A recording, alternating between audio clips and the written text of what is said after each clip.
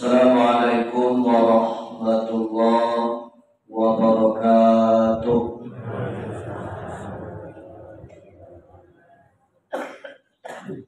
Alhamdulillah, alhamdulillahillazi ja'ala fis sama'il furuja.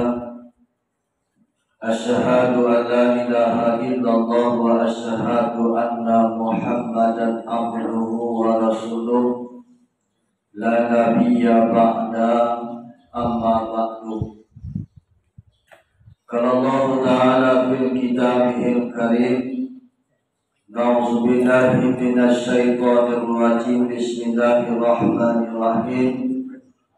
Subhanaka la ilma lana illa ma 'allamtana innaka antal alimul hakim. Qala ta'ala aidan, ya ayyuhallazina amanu taqullaha wabtaghu ilaihil wasilah wajahidu fi sabilihi la'allakum tuflihun. Qala Nabi sallallahu alaihi wasallam, Allahumma arinal haqqa haqqan warzuqna ittiba'ah wa arinal batila batila warzuqna ijtinabah. Sadaqallahul azim. Puji dan syukur marilah sama-sama kita aturkan kehadiran Allah, yang mana Allah pada siang kini masih melimpahkan kita rahmat dan nikmat kudarat basaratu iradat, sehingga masih jaga kita nikmat iman, sehat, basaratu nikmat kesempatan. Allahur Rahman, Allahur Rahim, Allah Maha Pengasih, Allah Maha Penyayang. Kasihnya tak pilih, kasih sayangnya tiada terbilang. Bapak Ibu hadirin jamaah rahimakumullah, sebagai rasa syukur kita kepada Allah, marilah sejenak kita mengucapkan Alhamdulillahirabbil alamin.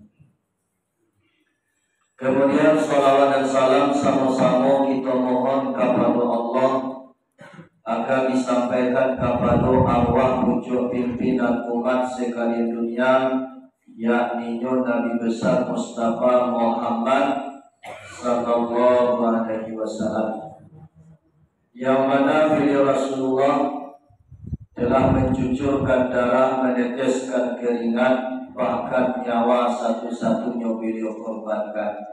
Seluruh pengorbanan yang beliau korbankan demi kecintaan beliau terhadap kita selaku umat. Mudah-mudahan jamaah hadirin yang dimuliakan Allah, sama-sama meminta kita kepada Allah, mudah-mudahan kita diakui sebagai umat dan mendapatkan syafaat di yaumil akhir. Allahumma shalli ala Muhammad wa ala ali sayyidina Muhammad. Kemudian salam kehormatan aku sampaikan kepada beliau Al-Mukarram, guru kita, mursyid kita, yaitu Haji Buya Haji Angku Mudosawir dari Tarang, kota 50 kota. Kemudian salam kehormatan aku sampaikan kepada para guru-guru, para mursyid-mursyid, para khalifah, para alim ulama, imam khatib selaku suruh bedang dalam negari, para ulama cerdik pandai selaku pemuka adab dalam negari, teristimewa kepada seluruh jamaah yang hadir, jamaah kaum ibu dan kaum bapak, jamaah kaum muslimin dan muslimat yang telah hadir pada kini siang, yaitu dalam rangka ziarah di bulan Rajab, atau lebih dekatnya kita baca dalam rangka tajridul iman, memperbaharui keimanan kita kepada Allah Subhanahu wa ta'ala. Jamaah hadirin yang dimuliakan Allah, kita selaku hamba Allah yang daif, kita selaku hamba Allah yang lemah, menyadari bahwa sunyonan iman kita kok tidak lapih dari dua perkara, yakni yazid wa yanqus. Kadang-kadang iman kita bertambah, kadang-kadang keimanan kita berkurang. Kadang-kadang dekat diri kita kepada Allah, kadang-kadang jauh diri kita daripada Allah. Kadang-kadang ibadah kita bisa kita jaga di awal waktu, kadang-kadang di akhir waktu. Kadang-kadang kita sembahyang, kadang-kadang tidak. Mudah-mudahan dengan adanya langkah dan niat tujuan kita menziarahi beliau Al-Mukarram guru kita Syekh Burhanuddin Ulakan sebagai ulama pengembang agama Islam di Minangkabau. Mudah-mudahan balik kita diziarah kau adonan kita mau pulang membekas ke dalam jiwa kita tauhid yang pokok sehingga dapat diwakil limpahan rahmat dari Allah, syafaat daripada Nabi, barakat dari guru, bertambah tabuh iman dan takwa kita kepada Allah. Amin ya rabbal alamin. Jamaah hadirin yang dimuliakan Allah, sebagai kata soal mukadimah salam aku cuplikan sedemikian, kita langsung saja kepada inti pokok acara kita. Sebagaimana pada siang kini jamaah yang datang dari Nagari Taram, Kabupaten 50 kota, pakai PU Bojong, Kabupaten 50 kota. Kemudian jamaah yang datang dari Malala, Kabupaten Akam.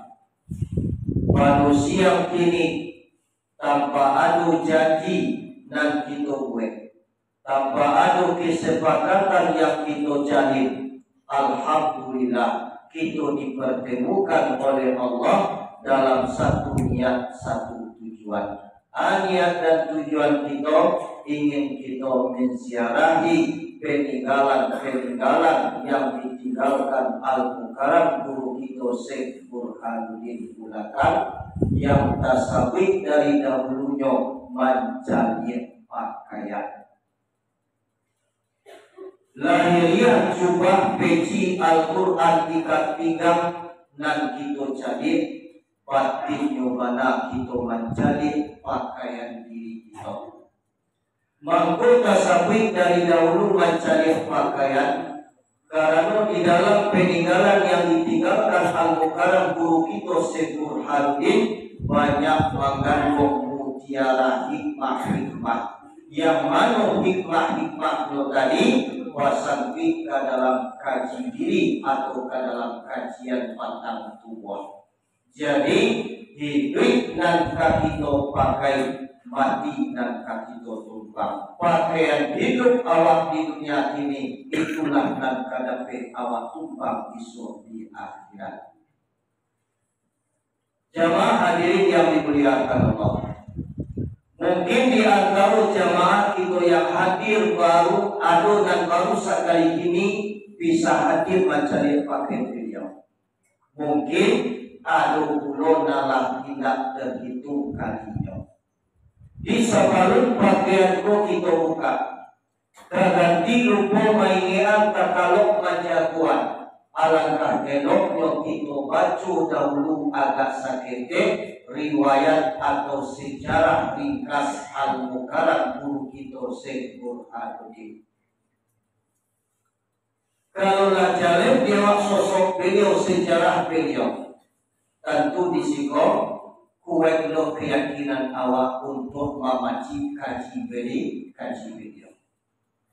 Jamaah hadirin yang dimuliakan Allah, beliau Al-Mukarram guru kita Syekh Burhanuddin Ulakan bukan putra asli Ulakan. Beliau dilahirkan di Nagari Tuo, Kabupaten Tanah Datar, yang dikenal dengan Nagari Pariaman atau Nagari Tuo Pariaman, Kabupaten Tanah Datar. Ayah beliau bernama Bapak Sati Karibun Merah Basuku Koto.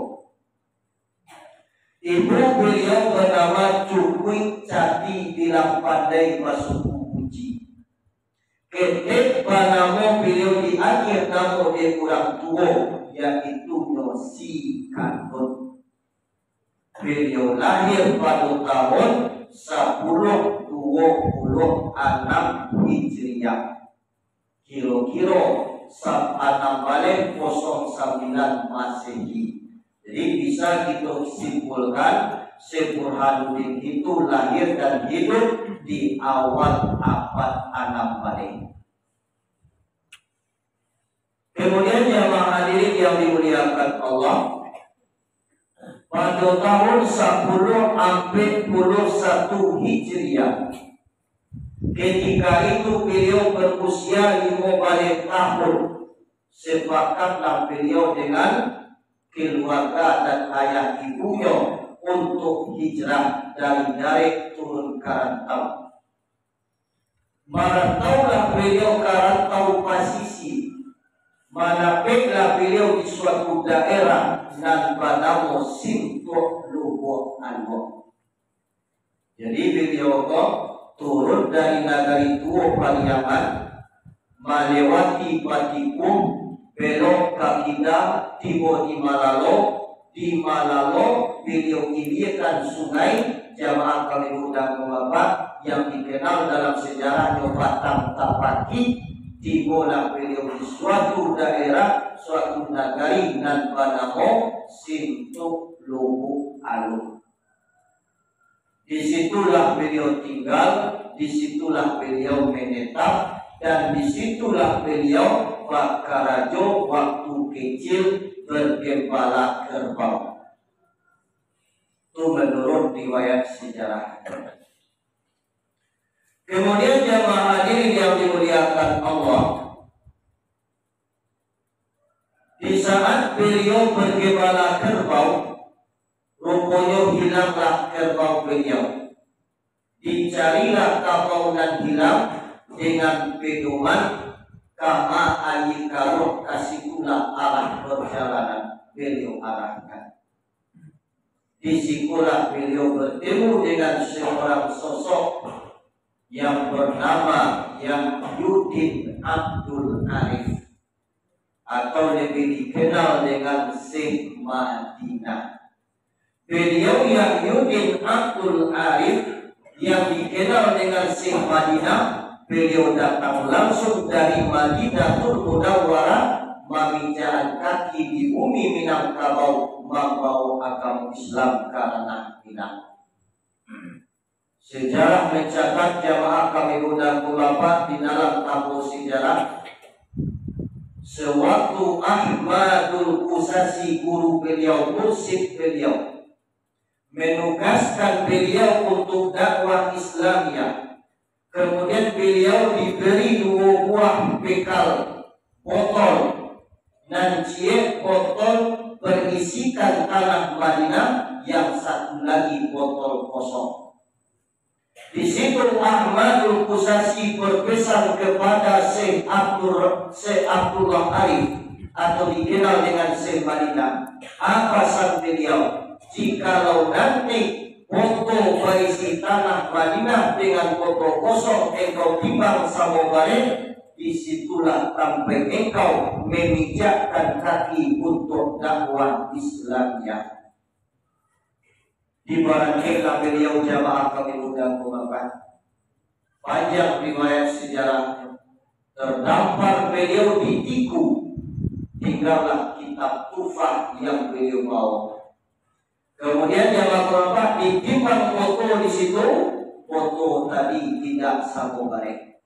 Diteruskan perjalanan beliau. Ringkas hikayat pendek sejarah, berdebatan di Tanjung Busuk dia Yesirah di Batang Tapaki, antara perbatasan Kulakan dengan Tapaki. Disitulah beliau timbang foto dan nyurau dari Madinah, yang satu botol berisikan tanah Madinah, yang satu lagi botol kosong. Disitulah ketimbang sama bareng, makum menepilah beliau kemudian, dan disitulah beliau menetap. Atau Yudin Abdul Arif. Wabalik kapal riwayat sejarah. Jadi di saat beliau sikandung kecil mencari kabau yang hilang, dipertemukan oleh Allah dengan Syekh Madinah tadi. beliau sedang membagi tambah ikannya di dalam sungai. Ketika beliau lewat, ditanya, ada nampak barang karana aku lewat di siko. Ake cek Madinah, pada saat itu lain tanya lain jawab. Wahai anak muda, urusan barang karana kita belakang dahulu. Kok lain nampak membuat ambo agak sebentar, kadang dari kabau bisa dapat yang itu kata Madinah. Ditakut langkah. Diperhatikan oleh si kadun kecil, Syekh Madinah tadi sedang membagi tambaknya di dalam sungai atau jalurnya di dalam sungai.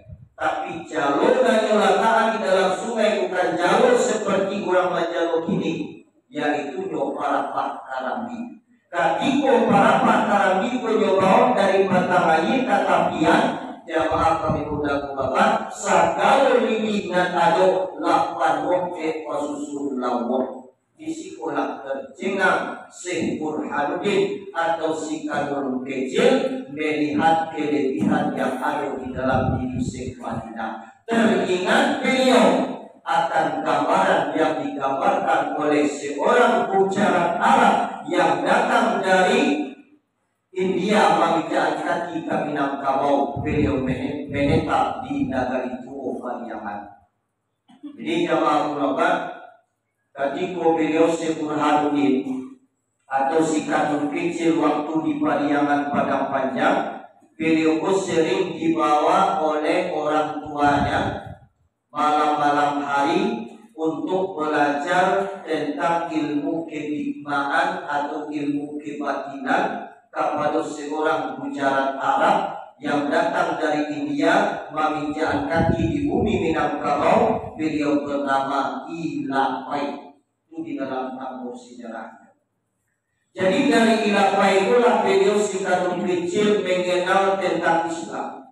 Dari Ilapai itulah beliau belajar tentang ilmu kehikmahan dan ilmu kebatinan. Dari Ilapai itulah beliau mendapat suatu gambaran bahwa ada orang yang lebih alim, yang lebih paham tentang Islam itu, yaitu Syekh Yahyuddin Abdul Arif tadi. Di saat beliau bertemu dengan Yahyuddin Abdul Arif, di situ teringat beliau akan gambaran atau yang disampaikan oleh Ilapai tadi. Maka di sekolah beliau yakin akhirnya beliau berguru dan belajar kepada Syekh Madinah atau guru yang pertama dari Syekh Burhanuddin Ulakan.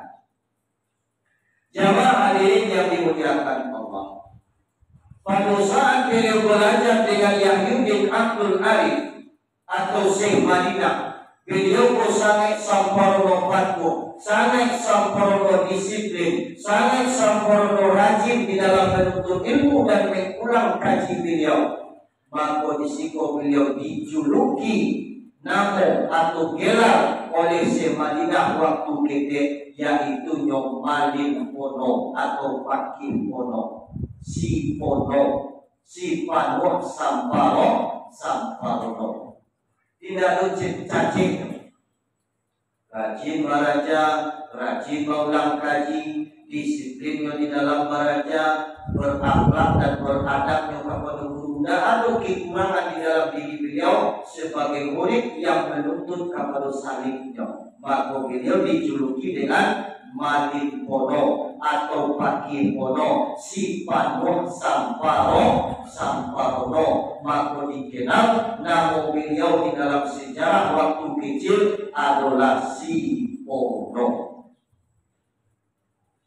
Di pada tahun beliau mengaji 2 tahun, sadang kaji rasul ilmu sadang dapat tanggung awak sadang canung mengaji. Guru dicari dapat guru dicari dapat kamu. Jadi jamaah bapak Syekh Madinah menurut nilai sejarahnya beliau menghilang ketika beliau berkhalawat, alun sampai khalawatnya sampai 10 hari sampai 10 malam. Kemudian beliau pun tidak ada kabar yang pasti. Hanya tidak tahu muharram, tidak tahu ribunya. Wallahu a'lam. Antah kembali beliau kepada Allah dengan tubuh dan kasarnya. Wallahu a'lam. Jadi jamaah ulama dekara guru dicari landa guru dilamailang tanpa ada kejelasan pamanu-manu hak beliau. Dalam pamanu ko tatana sagalo kato yang manu kato ko acok kali disampaikan oleh si Madinah kepada si Modo atau si kalung kecil. Akato jikalau dah ada aku isut tawihanlah baraja katana Aceh. Di situ ada seorang ulama yang alim dan sufi, dia adalah sahabatku. Beliau bernama Syekh Abdul Rauf bin Ali Al-Fazuli As-Singkili. Di akhirnya jamaah ulama dekara guru dado dalam bamanon takanala sagalo kato tadi akhirnya membulatkan etikat beliau. Diminta doa restu kepada ibu bapak, barangkala beliau memenuhi saran guru dan amanah guru, beliau tinggalkan simpuk luku alung, barangkala beliau menuju ke tanah Aceh nagari Rencong. Cuma beliau berjalan menurut sejarah berjalan kaki. Nah, pada tahun baru beliau berangkat ke Aceh pada tahun 10 sampai 13 Hijriah. Di saat itu beliau sedang berusia 17 tahun. Di langkahan kaki surah Hifasam Nawaitu diawali langkah dengan Bismillah. Dan dilalui hutan liko, naik bukit, turun bukit, naik gunung, turun gunung. Di pertengahan perjalanan Allah pertemukan beliau dengan hampir kurang sahabat. Jadi kalau dapat tahu kenal perkenalan siapa nama dan di mana kampung dan dengan kemana tujuan. Yang surang menjawab namamu baru dan panjang, asal kampung di Padang Gantiang Batu Sangkar. Dan surang menjawab namamu si Tarapang, asal kampung di Kupong Tigo Balik Solo. Dan surang menjawab namamu Muhammad Nasir, asal kampung di Kota Tanah Padang. Dan surang menjawab namamu Buyung Kudo, asal kampung di Bayang Salido, kulit-kulit Banda Sabulung, bersisir selatan. Hendak kemana tujuan saudara? Ajawe ulangan barang dek, kami pun tak tahu arah, tak tahu tujuan. Engkau tujuan itu pergi kama? Beliau menjawab, aku meninggalkan simpuk lupa anu, kampung dan tanah aku. Tujuan aku untuk memenuhi saran guru, mencari seorang ulama yang alim lagi sufi untuk memperdalam tentang ajaran Islam. Dimadanakan tujuan video demikian. Inilah kurang dan barang peko pagi bersama-sama Burhanuddin atau si Ono kecil. Di mana orang di mana KKJ Walimo. Itu menurut riwayat sejarah. Kemudian jamaah kami berdoa tiba beliau di Aceh. Di dapean sewaktu itu Syekh Abdul Rauf sedang mengajar. Ketika beliau selesai mengajar ditemui, kemudian disampaikan tujuan maksud kurang dan barimu kepada Syekh Abdul Rauf.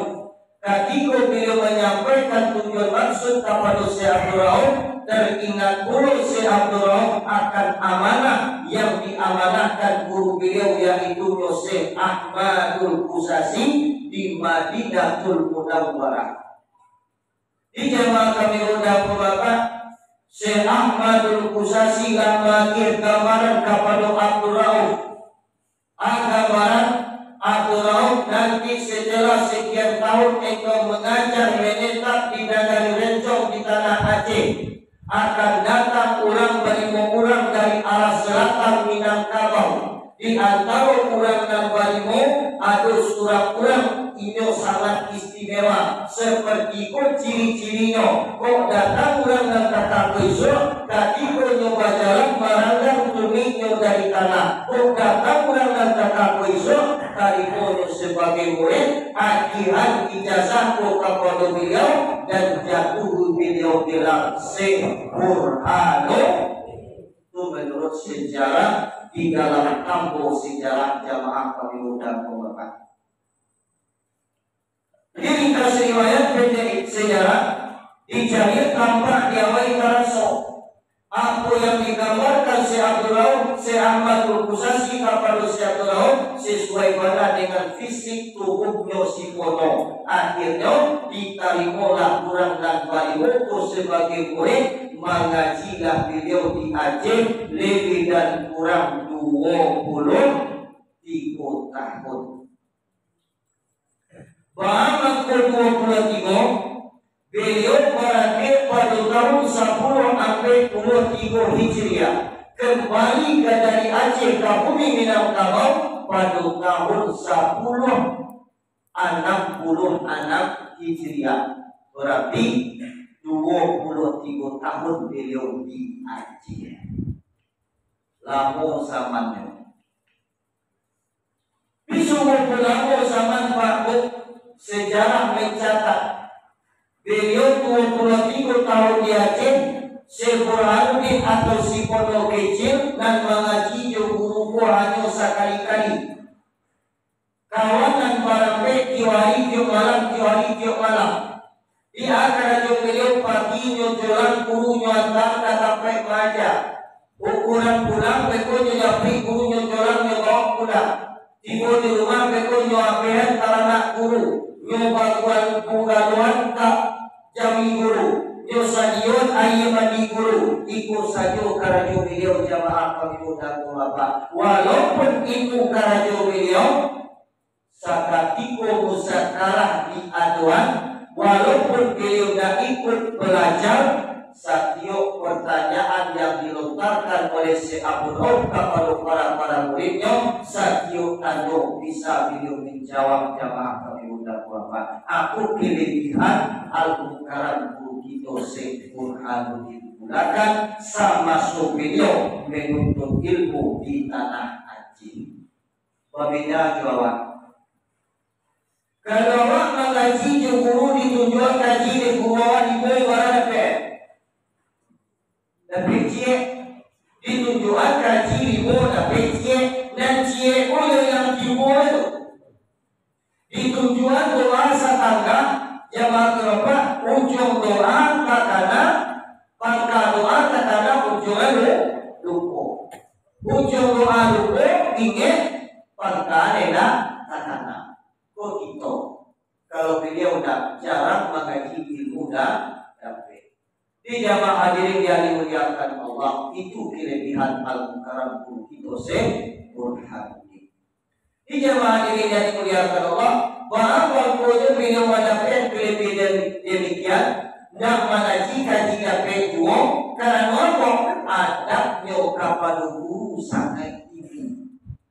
Sebagaimana kata Rasulullah, al-adabu fawqa minal ilmi. Adab itu lebih tinggi derajatnya daripada ilmu. Al-adabu afdal minal ilmi. Adab itu lebih afdal daripada ilmu.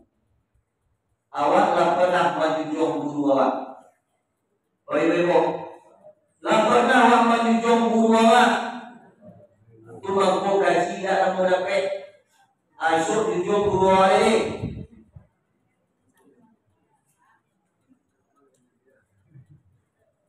Dan adab. Jadi jemaah kami berapa balik kepada riwayat. Hari berhenti minggu berhenti bulan berhenti tahun. Berakhirlah pengabdian beliau. Ujian, rintangan, cobaan telah beliau lewati dengan ketabahan dan kesungguhan hati beliau di dalam menuntut ilmu dan mengamalkan dirinya kepada gurunya. Setelah beliau menyelesaikan khalawatnya selama 40 hari 40 malam, jamaah kami undang Bapak, kembalilah beliau menemui guru. Di sekolah beliau Abdul Rauf sampaikan. Ane Syekh Abdul Rauf, la selesai khalawat engkau penuh Allah. La selesai tugas engkau penuh Allah. Kini babalik engkau cabut segala kitab Abu-Rauf kembali kini wak mengaji. Dijamuilah segala kitab di bawah kehadapan guru. Berhadapanlah beliau beliau berdua. Akhirnya siap dorong, wahai kono, sabarung kita mengaji turian abo. Bismillah, wahai kono, calik kate, calik kamawah. Maninggadah beliau kate lagi, nyatu tampak di dalam pandangan beliau yang aras. Di turian pandang kamawah, nampak pusat bumi dan katujuan. Dibaca kaji dari Abdullah yang Abdullah bangka kita dan paham sampai tamat. Iko kelebihan Al-Mukarram guru kita sempurna digunakan. Akhirnya Abdullah, wahai kono, ujian rintangan cobaan telah engkau lewati. Dengan ketabahan dan kesungguh-sungguhan hati engkau di dalam menuntut dan menghambakan diri engkau kepadaku, maka pada saat ini sempurnalah amanah yang aku terima dari guruku. Wahai kono, ikut juga, ikut kitab, ikut peci, ikut Al-Quran sebagai ijazah untuk engkau. Pada saat ini engkau aku angkat sebagai khalifah dan engkau aku beri gelar Burhanuddin. Akhirnya Abdullah, wahai kono, wahai Burhanuddin, ingatlah selalu akan ilmu dan pengajian yang telah aku berikan kepada engkau. Apakah engkau masih ingat itu wahai kono? Apakah engkau masih ingat itu wahai Burhanuddin?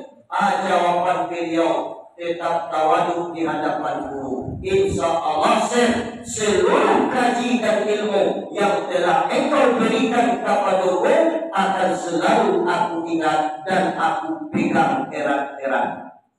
Akhirnya Abdullah sambil menguji beliau, kok iyo itu kaji engkau ingat? Kaji dan denagihan kepada itu kata Abdullah. Di situ beliau menjawab. Akhirnya beliau Burhanuddin, man arafa nafsahu faqad arafa rabbah, man arafa rabbah faqad fasadal jasad. Senyumlah Abdullah, galaklah Abdullah, senang hati guru memandang beliau. Di dalam galak tadi beliau berkata, ada Abdullah, wahai Burhanuddin, nanti di bumi Minangkabau tanganmu akan dicium para pemangku-pemangku Minangkabau. Namamu akan harum, namamu akan dikenang sepanjang masa. Alhamdulillah sampai saat ini jamaah kami undang Bapak, nama beliau masih di dalam hati kita. Tado nama beliau di dalam hati kita. Sekali dalam setahun kita datang menziarahi peninggalan beliau dan menziarahi makam beliau. Pernah awak diundang di bulan-bulan datang kembali? Ada orang diundang di makam Burhanuddin untuk datang ke makam Burhanuddin. Tidak. Ikut undangan rohaniah, ikut undangan pertanian antara murid dengan guru, antara salib dengan mursyid. Jamaah hadirin yang dimuliakan Allah, itu adalah bagian pertanian kita kepada beliau. Mudah-mudahan pertanian kita dunia sampai kepada akhirat. Amin. Ya Allah. Kita pernah undangan tentang kita. Undangan rohaniah, undangan Allah, digerakkan hati kita jamaah kami untuk hadir sekali dalam setahun bertepatan di bulan Rajab. Balik kepada wilayah. Setelah beliau diangkat sebagai khalifah, diberi gelar Burhanuddin, diberi ijazah sampai hari juga 3 buah peci, 1 buah ikat pinggang, 1 buah panjang loyang dan Al-Quran beserta kitab-kitab. Kemudian jamaah kami undang Bapak, disuruhlah beliau untuk bangkit dari Aceh untuk dakwah Islamiyah kembali ke bumi Minangkabau. Jua beliau bangkit dari Aceh ke bumi Minangkabau, sejarah mencatat dengan kapal Balayi Julapit Pandang. Kau jangan salah paham. Jemaah bapak, beliau pun bangkit ke kapal, kemudian yang anyam lapit untuk membuat layarnya. Kapal itu kan pakai layar. Tujuannya untuk memudahkan dorongan angin di saat beliau berjalan di lautan. Tidak dulu ente lapit itu papang jual lagi tidak. Oh banyak sejarah-sejarah yang dibuat di dalam YouTube segala macam jamaah bapak tanpa dari ahli-ahli sejarah. Nah, itu yang harus kita ingat. Di ringkas riwayat pendek sejarah bangkit beliau di Jogapa dari Aceh ke bumi Minangkabau. Ditemani beliau oleh seorang sahabat murid dari Syekh dan sama-sama mengaji di tanah Aceh. Beliau bernama Syekh dan Basawah atau Tengku dan Basawah. Di ringkas riwayat pendek sejarah saat datang di komplek makam ini, diarahkan kapal marah katapian. Hampir-hampir marah di beliau katapian, dilayangkan pandangan jauh di tukian pandangan lagi. Rupanya jamaah bapak di pesisir pantai itu kuranglah berderetan, lah berjajaran menunggu beliau. Tapi menunggu bukan sekedar menunggu elok. Cupik sagalo sanjato di bawah. Ada nama moklan yang bilang tombak.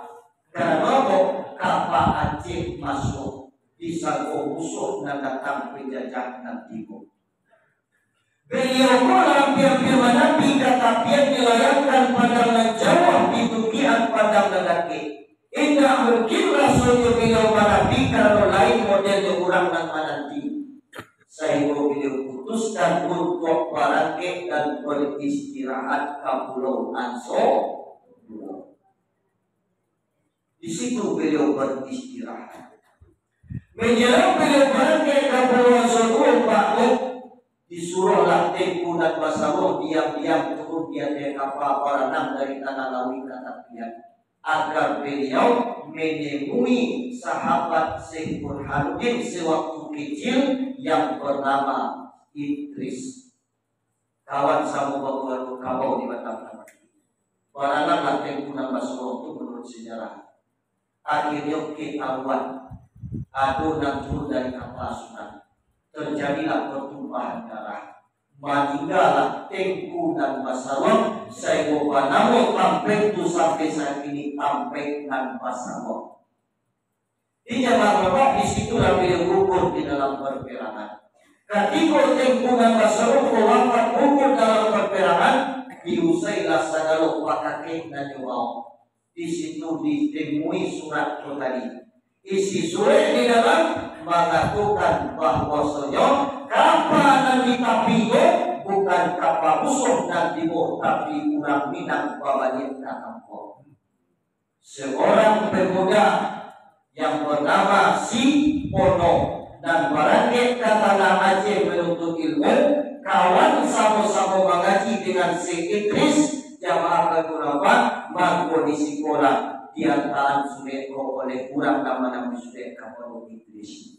Dibaca sudah isi sudah di dalam mengatakan kawan dan sama-sama bawa kapal banyak kapal. Akhirnya Syekh Idris jamaah kami muda bapak menemui racun di bulan Panjangko dan bernama Manujud dan Amai Said. Disampaikan tujuan beliau dan disampaikan maksud beliau bahwasanya kapal yang ada di tepi laut Batam bukan musuh tapi orang kampung babalik kampung. Izinkan aku untuk menyapit beliau. Kini beliau sedang di Pulau Ansor.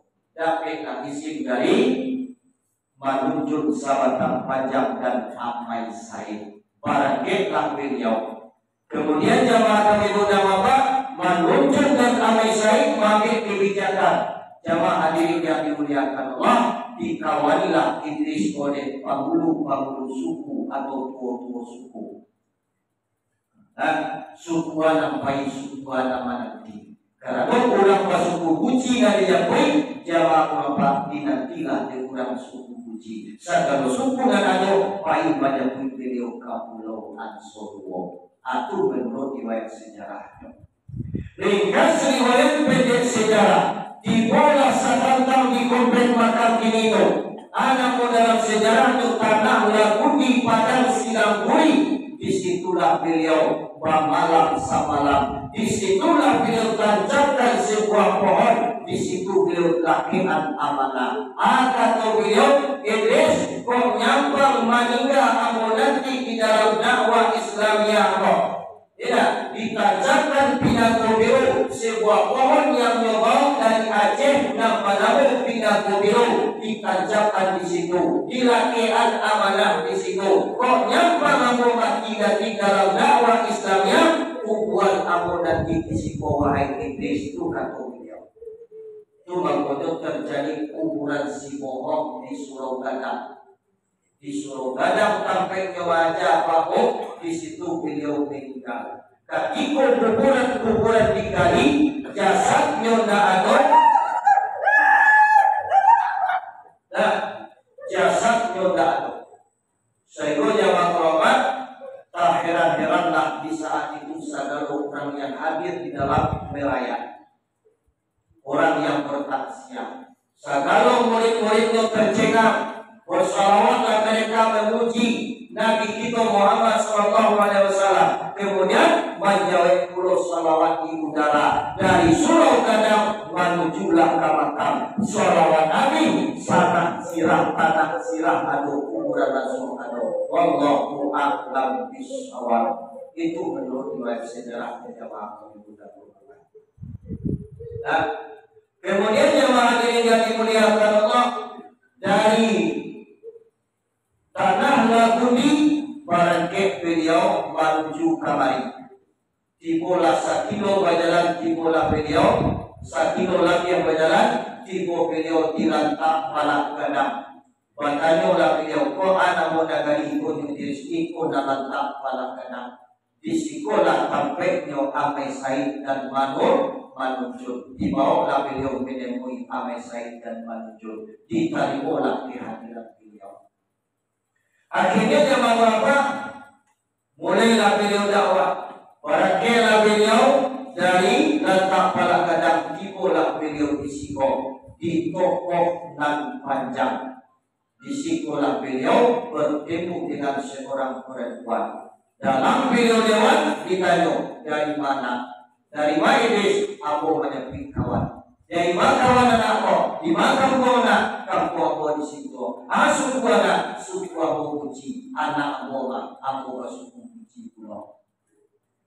Tidak, malah aku ada di situ. Bersejarah beliau. Rupanya barangku satu garis sama-sama turun dari pariangan Padang Panjang. Induk dan ditinggal, induk dan ditapati. Mama dan ditinggal, mama dan dicari. Suku dan ditinggal, suku dan dicari. Maka tinggallah peninggalan beliau di situ. Kecil beliau induk mengenama. Kini takatulah bu. Tidak. Iko amanah yang dia ngomong. Aku tinggal di situ. Baru beliau tahu berjalan menuju ke Tanjung Medan. Timbul di situ jamaah kami muda Bapak. Disitulah beliau memutuskan untuk membuat suatu tempat untuk menetap dan mengajar di situ jamaah Bapak. Nyuwetlah dalam sejarahnya sebuah surau yang bernama Surau Gadang Tanjung Medan. Tapi dahulunya dalam sejarah Tambo bukan itu nama surau beliau. Ini Bapak, kalau dalam tamunya Surau Padang Hilalang. Di Surau Padang Hilalang dulu di Tanjung Medan, Tanjung Nadwa Medan tuh banyak padang hilalang di sini jamaah Bapak. Di situlah beliau buat sebuah surau. Setelah itu baru surau Kokete di Bagadang, makanya jadi nama Surau Gadang. Wallahu a'lam bishawab. Ini kesimpulannya pakaian adalah ijazah dari guru. Ijazah dari Syekh Abdul Rauf Syekh Ahmadul Kusasi yang disampaikan kepada Syekh Abdul Rauf akan kelak diberikan kepada Syekh Burhanuddin. Kemudian jamaah kami Bapak, nan ijazah usia yang punya lah jadi milik pribadi beliau. Kalau milik pribadi Syekh Burhanuddin kamanya pasti dua jalan. Kodak ke rumah Ranggai, kodak ke rumah anak dini. Menurut sejarahnya, Syekh Burhanuddin tidak pernah nikah, tidak ada punya istri, tidak ada punya anak keturunan, maka tinggallah peninggalan beliau di rumah Rangkai. Disuruh pondok ketek dan duduan pada hari ini dahulu kalanya adalah sebuah rumah kecil di sekolah kampung beliau, menemui garis dan menemui keluarga beliau. Di jamaah hadirin yang dimuliakan Allah, setelah sekian ratus tahun beliau wafat, kemudian rumah tua tadi tapangkam. Fakta sejarah tidak mampu mengapa. Alhamdulillah yang bisa disalamkan satu buah peti dan seluruh penyimpanan peninggalan beliau sampai kini petinya masih ada. Di jamaah mengapa segala rumah tua kami itulah tapangkam ini ada 3 peti. Wallahu a'lam bishawab. Setelah itu dibuat rumah. Setelah rumah dibuat ganti dari rumah tapangkam, baru di situ dia dapat kempo mulai dikenal oleh jamaah. Kemudian orang datang akhirnya rumah tadi dibuat sebuah surau bangko banamo surau pondok ente. Aku nanti akan kini kok lantan kalimo kali renovasi itu. Mungkin kita dari dulu paham bentuk surau kita. Masih ingat Pak? Tidak. Kalau dalam ramu-ramu kamari masih ingat bentuk surau pondok kita. Wallahu a'lam bishawab. Itu sekedar riwayat dan sejarah ringkas. Mudah-mudahan menambah akan wawasan kita kaganti lupa pengingat hilang dibuat kalau majaguan dan sampai ada salah memahami jamaah kami budak bapak hadirin yang dimuliakan Allah. Karena banyak begini sejarah itu galau. Berbicara kita tentang ayat Allah, sanad dan dalilnya adalah perkamanya adalah Al-Quran.